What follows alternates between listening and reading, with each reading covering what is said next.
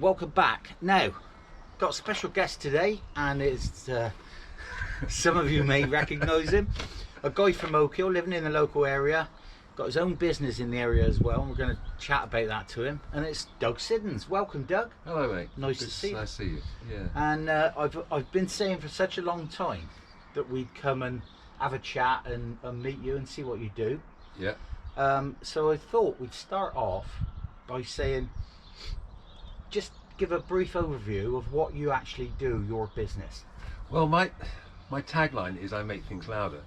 So if something needs to be heard, I get the loudspeakers out, I get the microphones out, I get the desks out, and plug everybody in and make things louder. So most of my work is with rock and roll bands and that sort of thing. Mm-hmm. But I also, I've got some stuff in. I've got a sound system into a art gallery at the moment, Right. where they've got a landscape to go with the art, Mm-hmm. and she wanted music played in the background, so we put some speakers in for that. Right. So it's predominantly sound systems you sound systems. provide the PA and That's etc. right, for yeah. that. And your name of your company? Maltings Audio. Maltings Audio. You're based in Oak Hill. I'm based in the Maltings, that's why it's Yeah. Maltings Audio. Yeah, I thought so. I recognise the Maltings here.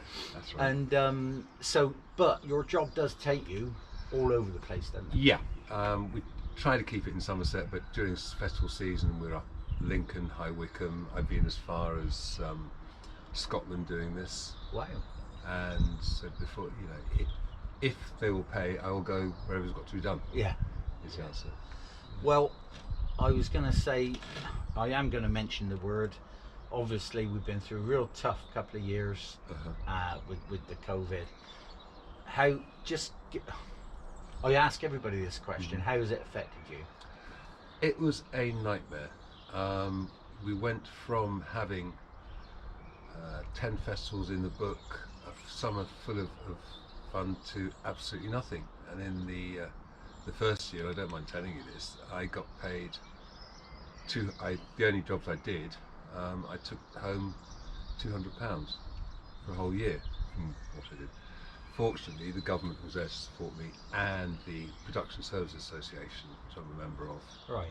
had a charity Okay. running, so that sort of kept the boat afloat Yeah. on the sound side. Because you yeah. relied a lot of the time on entertainment industry, and Yeah. you know, that's the main thing. What you're That's doing. it, yes. Entertainments, events, weddings, all the stuff that got cancelled, basically. Yeah. Okay, but you're back fighting fit now. You're Back on, doing it, we hit yeah. the ground running, yes, and it's last year was excellent, and this year is looking quite good. That's good to So hear. start. Okay, tell me, how did you set off in your life after leaving school and say, I want to be a sound engineer, or I want to be how did you come by what you're doing now? Well, basically, I've always been a musician. I was a guitarist by trade, and I wanted to be a guitarist, and then I discovered that nobody wanted to hear me playing guitar, or I wasn't as good as everybody else. But I did discover that guitarists and musicians don't know how the tech work, and not interested in the tech. Right. And somebody who can actually make it work is far more, or works all the time, basically, Yeah. tinkering. Yeah. And so I had an aptitude for it, and I just got involved. Yeah. And then through various circuitous routes with various bits and pieces, I wound up in Somerset working for a firm called HZ, where I'd given up the touring life and decided I want to sit at home and go to an office every day. But Yeah. that didn't work, because they made these plastic loudspeakers down in Madstock, and I was going halfway around the world installing and Right. selling the stuff to there. Then unfortunately the company went bust, and I started doing small local hires, and it just really grew from there. Right, okay. That's quite interesting. I mean, this is only part of your storage here, where you live, and you've got all your gear in here. It's absolutely nearly to the roof. Yeah. I'm just going to say, if you had to get rid of if you wanted to keep one piece of equipment out of all of this, what would it be? stuff I can carry. I'm getting old. But there's a system I've got in there called the kangaroo system, made by a company called Outline, where the tops go into the bottoms. It's nice and punchy. It'll happily do 200, 150 people, Right. and it's an easy system to use. Yeah. And I can move it on myself. Excellent. Yeah. Because we've, as a band, we've used your services and spot on A1 service.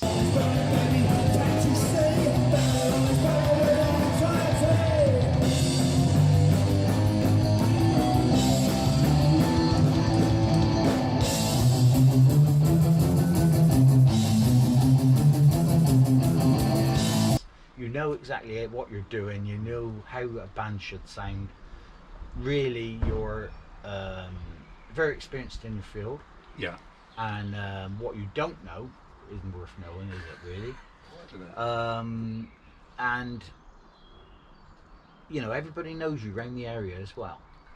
And, Yeah. and they've either dealt with you at some stage, Mm. you know, if they're a band, if they're a singer, and you also go out performing yourself. Yes, I as I said, I'm a guitarist by Yeah. trade, and I like to sing and play, but this takes up more of my time. And So is the music side, is it something more you'd like to do? I would love to get paid just to play guitar on a Saturday night. Fantastic. Yeah. But the problem is, I get paid more making bands louder than I do. As I said, people don't want to listen to me playing guitar. Well, But I'd like to do that. do you go out solely, are you on your own, or do you go out with your partner? Oh, my wife Fiona comes Your out. wife, sorry, Yes, I didn't know if you were married or Oh not. yes, we do that. We've got a small duo called Modesty Blaze, which does Right. covers, and we play and sing, which we absolutely love doing. But you know, it's a case of whether we go out with the speakers or go out singing. Yeah. It's a nice thing to do. I enjoy it. But Yeah. Do you write much of your own stuff? I write a little bit, yes. Yeah. Still, you still. Still write, yes. It's all about the morning after test. Right. So normally it's a bottle of Jack Daniels at midnight, and you write this stuff. And Yeah, then somebody has told me you like your JD. I have been known to drink a bottle or two, and you come down in the morning and you look at what's written on the page and you think, really, how did that go? And then I have works in progress, which have been for the last 20 years, that are sitting there waiting to be done. I have to say, technology is great. Actually, it's a double-edged sword, because now, for those inspirations at 3 o'clock in the morning, you can actually click on the iPad and play something, Yeah. and then look at it the following morning and delete it. But it's Don't delete nothing. Don't Oh. ever delete it. You never know. But a bird also tells me that you had a famous father. yes, my my father was an actor in all the war films. He was in the Dam Busters, Malta Story, Genevieve, Oh yeah. and bit parts in that. Yes. Ah, cool. Unfortunately, he died when I was 3, so I don't know the bloke. But hey ho, Yeah, well, it's another story.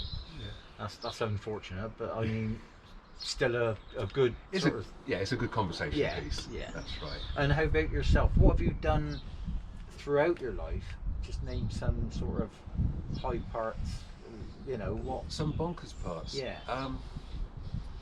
I suppose one of the weirdest things I did was I had a music shop down in Plymouth, and there was a program on ITV called Just on Frontier, and I got elected to represent Plymouth singing a song.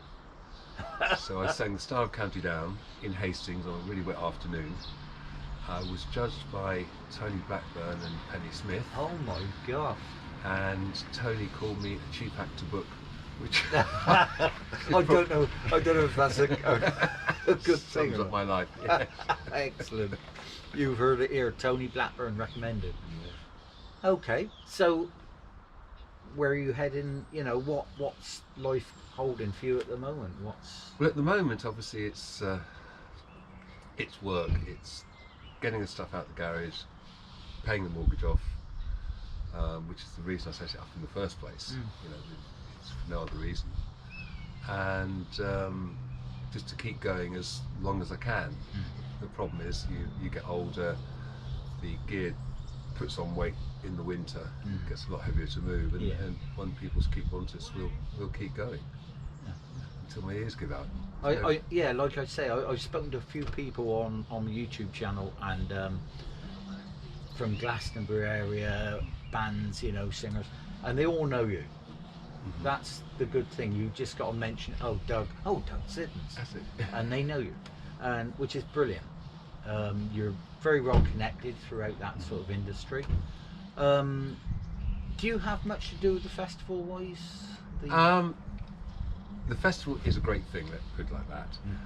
Personally, I try to avoid it. I like it's extremely hard work if you're working with a crew there. I have a regular hire for my gear into Stromerville, Right. and if I get asked to engineer down there or work down there, I will go, providing I can take the van and sleep in it, and providing someone provides food. Yeah. 2 years ago, I did the Beat Hotel with a company called AB51 because people ring me up and say, "Can you come and work for us?" Yes, AB51. Friends of ours, but that was a 10 o'clock in the morning till 3 o'clock in the morning shift. Oh, crikey. So you do 4 days of that, and you really are Yeah. on your knees. So if I can avoid that, I will. But Yeah. at the end of the day, it's still, I don't want to do that. But well, hang on, it's rock and roll, it's music, it's a Yeah, show. I've got yeah. to be there. I've got to be doing something. Well, another thing I was going to touch on is it's a bit of a double-edged sword, really, because I know you have taught the ropes to a lot of people as well. You've sort of brought them into the industry. They've wanted to learn. You've trained them. But is it a thing where then they go off and do their own thing? Oh, very much so. And you lose that skill? I do, You know? yes. I mean, you know, we it's a pleasure to get interested and inspired kids to come and lift and watch what we do and learn and realise what it's about, because you see a festival, you don't realise the day's work and the long hours and all that. So it's great to get them. Because there is some graft involved, isn't there? Oh yes, it's not all, you know. It's not all sitting back listening to the music. Yeah. Yes. You know, this stuff doesn't get there. You've got to get in the truck, go there, Yeah. get it rigged. So yeah, we rely on people to, you know, you start at the bottom. You start lifting cabs and coiling cables and doing it, and you learn it. Yeah. And then when you get somebody good, you teach them all you can, and then they go on and move on into the industry and move far and wide. Yeah. So, yes. Because you can move on with this industry you can go abroad and everything with it, can't Oh you? yes, well you've got to remember that if there are bands touring the world all the time. If you take a big band, you know, Guns N' Roses, all the touring bands, they'll take a crew of 50 to 100 people on the road, and they'll build the stage and they'll put it up and they'll work it and they'll take it down. Now there's one person mixing it, so if you think, I want to be a sound engineer, I'm going to do work mixing, that's fine, but there's this whole infrastructure that you could be part of and go out and learn the ropes and climb the ladder as you go through, which you have to do. Yeah. You can't come out of college with I've got my sound engineering degree, and expect to be in front of Beyonce the following day. It just doesn't happen like that. You've got to work yourself up. Yeah. And the important part about that is you're working with a bunch of people. It's not your technical knowledge that is necessarily going to get you hired. What is going to get you hired is whether people like you and whether people are happy to work with you. Yeah. If you're in a pressure situation and everybody's friends, that's great. If you're in a pressure situation and somebody is being unpleasant or egotistical, you're not going to want to do the next gig with them. Yeah. So you look for somebody else who may not be as good, but can work as part of the team. Okay. Yeah. Same goes for bands as well. Yeah. Yeah. We've certainly seen a few of them. But, oh yes, one or two prima donnas. Okay. Well, I know, like you were just saying to me earlier, you've got some dates coming up and you need extra help, and so there is always a possibility you take somebody under your wing and show them the ropes. Absolutely. So if anybody's out there listening, you know, you never know, they might think it's a job for them, something for them to learn. So, you know, get in touch with Doug. Absolutely. And you never know, could be the next. Very happy to give it back. Yeah. Very happy to give it back. But Doug, it's been a pleasure talking to you. My pleasure. And we will do another one, because you've got lots more things to talk about, you know, than this. I think you should come out in the field with us and then just... That's a good idea. I'd love to do that.